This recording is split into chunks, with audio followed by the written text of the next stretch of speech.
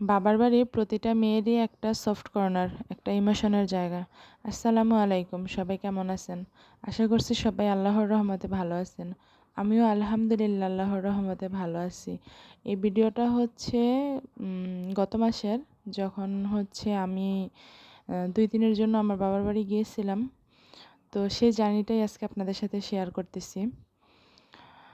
বাবার বাড়ি যখন মেয়েরা বিয়ের আগে বাবার বাড়িতে থাকে তখন ভাবে যে এটা মানে বাবা মায়ের শাসন, বারণ সব কিছুতেই মানে একদম বেশি বেশি মনে হয় যে কখন এখান থেকে যাব, দূরে কোথাও চলে যাব, এখান থেকে গেলেই হয়তো বা মুক্তি পাবো।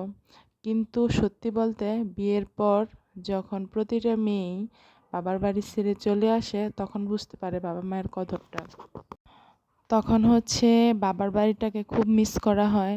যখন শ্বশুরবাড়িতে দেখা যায় সবার চাহিদাগুলো পূর্ণ করতে, সবার আবদার মেটাতে ব্যস্ত থাকি, তখন খুব ইচ্ছে করে ইস, যদি আবার সেই ছেলেবেলাটা ফিরে পেতাম,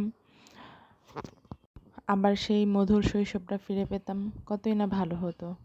কিন্তু আফসোস, সেই সুযোগ আর হয়ে ওঠে না।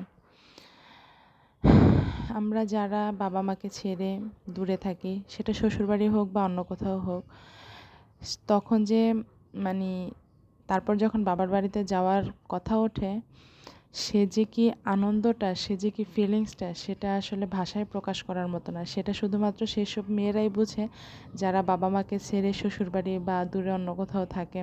ইচ্ছে হলো বাবা মাকে একটু এক নজর দেখতে পারে না, সেই ফিলিংসটা শুধুমাত্র তারাই বোঝে। এই তো কথা বলতে বলতে আমরা হচ্ছে চলে আসলাম। আর ইউসার আয়েশা তো তার নানু বাড়িতে এসে তার নানুকে পেয়ে অনেক খুশি, অনেক আনন্দ। আর এভাবেই কথা বলতে বলতে আমাদের আজকের জার্নিটা শেষ হলো। সবাই ভালো থাকবেন, আল্লাহ হাফেজ।